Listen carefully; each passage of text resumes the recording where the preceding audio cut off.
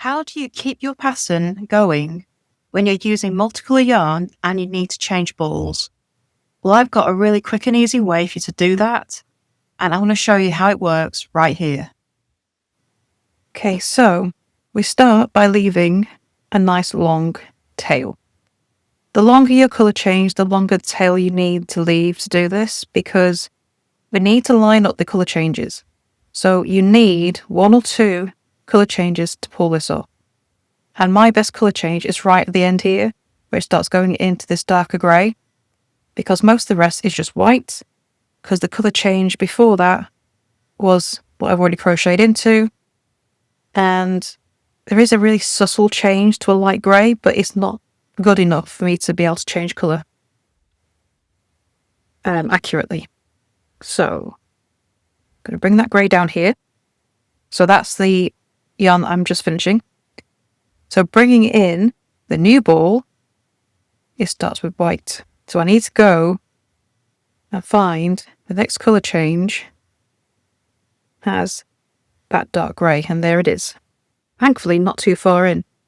The downside to these colour changes is that you could end up cutting off a lot of yarn. So I just need to match those 2 changes up. So there we go. So this is a gradual change, so kind of just match them up as best as possible. It doesn't have to be exact, but the closer you can get this, the better. Because then you're going to see less of a change when you start working in. And then I'm just going to follow this up. Just keeping it nice and close together. So I'm going to put my hook back into that stitch so it doesn't come out. So this process can be a little bit fiddly, especially when you're trying to get it on camera. I've got yarn in the wrong places. There we go. Right. So here's my colour change. And it's actually really close because that's the tail of the new ball of yarn. I'm not going to be cutting off that much, so I got really lucky with this one. But you can end up cutting off quite a lot. And I know that it feels very wrong to waste yarn, but when you're trying to match these colour changes up so that you don't mess up that really pretty pattern that you've built up so far, you kind of just have to. Right, so here's the tricky bit. We need to change colours without pulling away on this too much. So, need to start the next stitch. Right, so where did I get up to? I'm actually going to pull out the last stitch I made. So I've got 2 loops on my hook. This is where I get paranoid and want to do it again. Right, back in a second. Let me just line everything back up again. So I've got my colours lined up again. So new ball is on top. The ball of yarn we're finishing is on the bottom. And then I'm going to pull it old. No, that's the new one. Tangled. So I'm going to bring a new ball of yarn in. Got these nice and tight together. I'm actually going to pull both strands of yarn through the stitch. Okay, so I've got both strands there in. Then I'm going to find the old one and pull that away. So untangle that. Get it out of the way.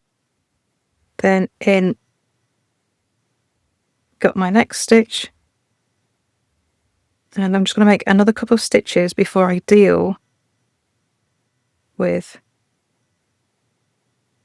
the other ball. Okay, so we have 1 stitch with 2 strands in it because I've used 2 strands of yarn. Now it's up to you. You can either pull this out so that goes away, or leave it in. I'm going to leave it in because it's going to stop things from pulling and it's not that noticeable. It's really not. In the grand scheme of things, that is not going to show up much, but it's going to make sure that I do not pull this new ball too much away and interrupt that colour change. Now you're really only going to know if this has worked successfully after you've done a few rows, which is irritating in itself, but this can be a bit of trial and error.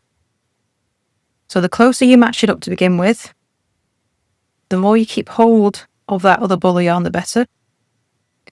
But there's my finished ball of yarn. So I'm going to be cutting off all of that. But I am going to wait to do the cutting until I've done a few more rows and made sure that colour change is right and it's not interrupting too much. So this process needs a bit of patience.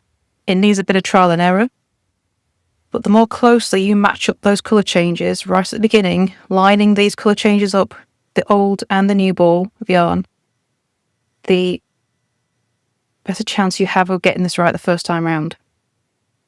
I'm fairly confident with this because nothing slacked off when I was pulling those stitches through. So I'm quite happy with that. But if we just get the tail end and work it along that ball of yarn again, it should match up fairly. It's close, because remember we poked up a stitch in there, so it's not going to be exact. Should be okay. Right, so I'm going to carry on making this from those few rows. I'll come back and show you how it's turned out. So, can you spot the join? I think that's come out really well. I've done a few rows now and I can compare this stripe here with this one down here, and it's matching up really well. So if you look at these grey marks here and these one up here, you do have to compare several, and there is changes as you go because this is not a perfect match every time. It is slowly changing with each stripe because this is not planned pooling. This is just how the yarn happened to fall.